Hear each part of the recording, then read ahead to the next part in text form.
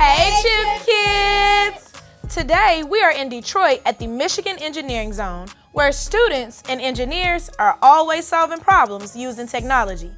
And today, we're going to explore one of the coolest parts of computer science, algorithms. It looked like an algorithm.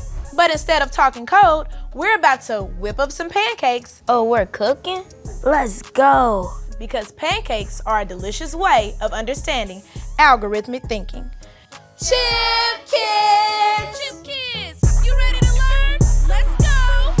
What's good, what's up? I'm Miss Bo. Chip Kids, welcome to our show.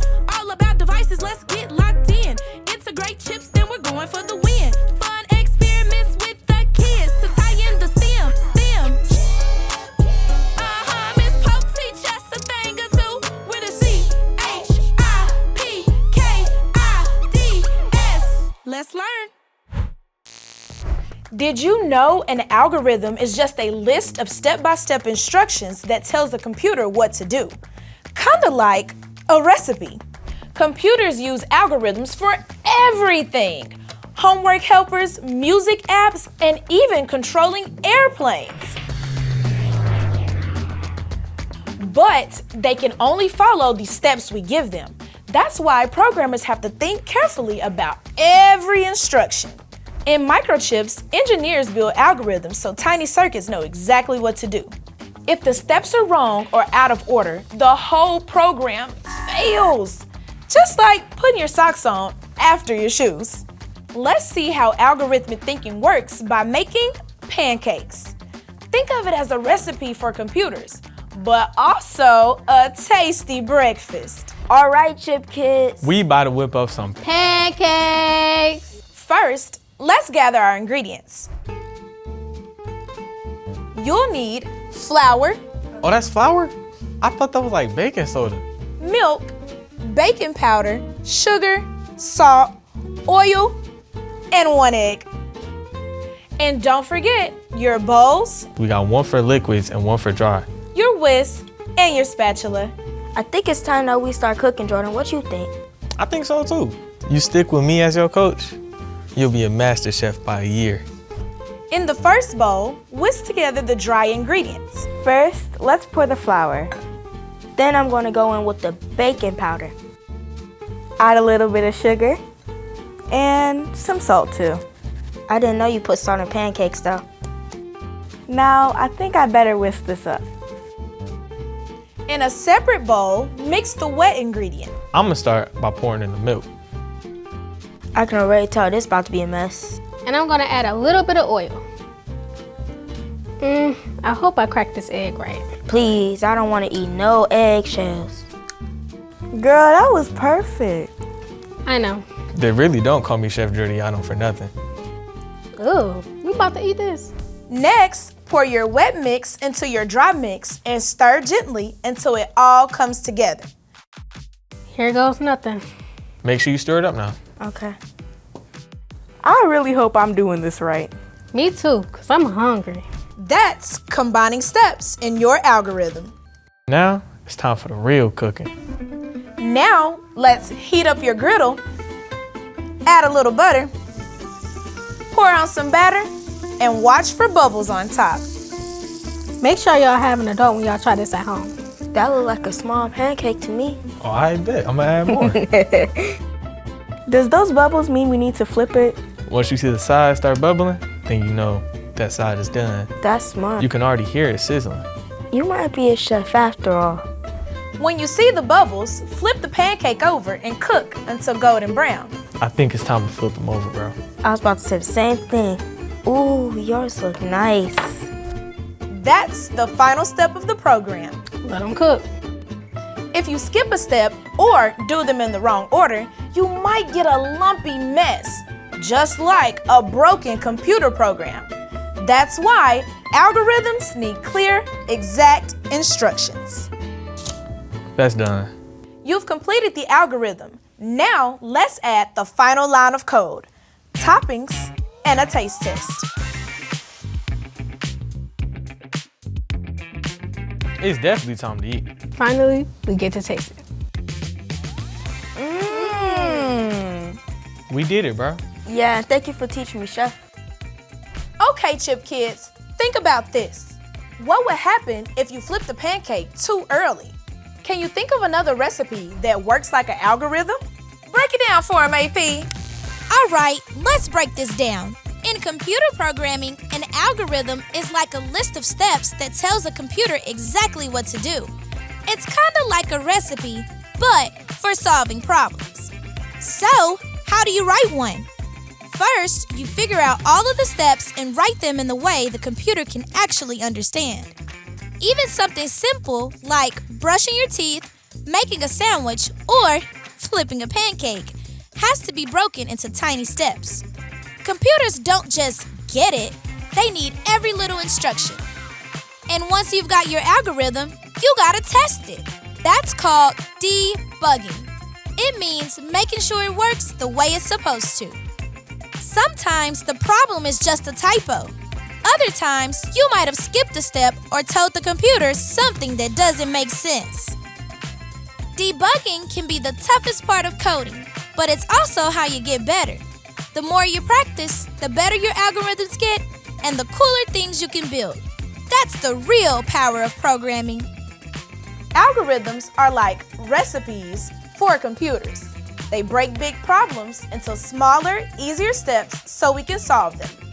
Whether you're writing code, following a map, or making a stack of pancakes, algorithms make things work the right way. We did that. Okay, Chip Kids, now that we've whipped up our pancake recipe, let's code it step by step using block-based coding. What is this? To feed our inner robot. It kind of looks like the recipe. It looked like an algorithm. Can you drag and drop the blocks to match the pancake process from start to syrup? You think we can solve this, Cornelius? Yeah, if we work together. I bet. First things first, let's find the first step. I think this one will start off. After we did the dry ingredients, we did the wet ingredients, so I think I'm gonna put this here. Cause you gotta whisk it. I didn't know algorithms were this simple. Can't cook the pancakes till we turn the griddle on. That's true. So you gotta turn it on a medium. We, of course, have to have the batter for the pancakes, so I think this is next. Gotta put the batter on the grill. Yep. When the pancake was cooking, we had to wait for the bubbles to rise so we know that it was done. You're right. See now, Jordan, you using your brain. But where does this come in? Flip and unflip pancake, right? Yep. Until all the pancakes are flipped. And then we can put all of the pancakes on a plate. And then after that, we can serve and eat these pancakes. As you can see, we created an algorithm. Algorithms are a lot of things that go step by step. And if you miss a step, you mess up the puzzle.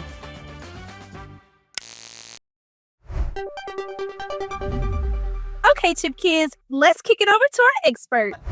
Hey, Chip Kids, and I'm back with another interview.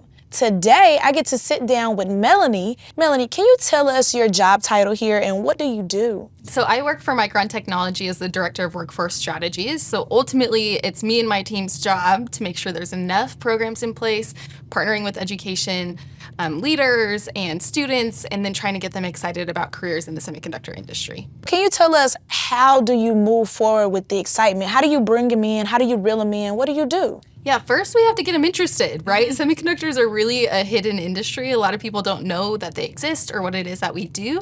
So we really have to raise awareness. And then from there, really introducing them to the skills, some of the things that they can be doing and learning so that they can potentially land a job in the industry down the road. Why are semiconductors important? So when you think of all the technology that exists in the world today, cell phones, cars, laptops, video games, truly everything that requires technology almost always uses semiconductors. So I always like to say we're the brains behind the operations. So anything that requires memory, phones that have pictures on them, the more and more memory that you can have, right, the more you can store. And so we're really powering the future of technology through semiconductors. So do you have to be a math genius to work in this industry? Yeah, such a good question and a really hot topic. The answer is no. Math and science are obviously the foundation of what we do, especially if you want to become an engineer or a researcher.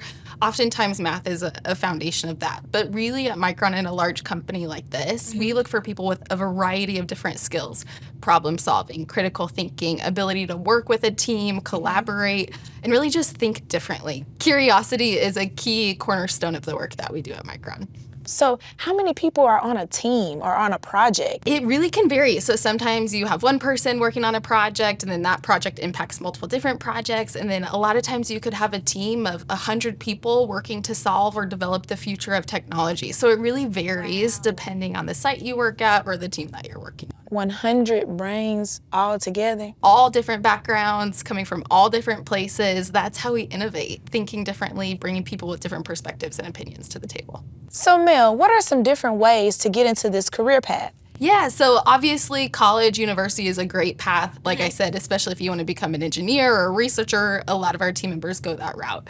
But excitingly, there's a lot of new opportunities to enter the industries. Micron's also really proud to have a registered apprenticeship program. And our apprenticeship program is great for individuals that have no prior experience, maybe no formal education, but are really excited about learning and gaining experience in the industry. So we will teach them the skills that they need at work, while they can also enroll in school and have some of that formal education associated with it. Wow, no background. No prior experience, just interest, aptitude, excitement, right? So if you like tinkering, if you like working on cars, computers, that's a great person to come into this program, and then we'll support you on your way to building a meaningful career. Mel, thank you so much for taking out the time and coming to speak with me today. Thank you so much for having me. Yes, ma'am. Chip Kids, that's a wrap. Chip Kids! And that's a wrap from the Michigan Engineering Zone here in Detroit.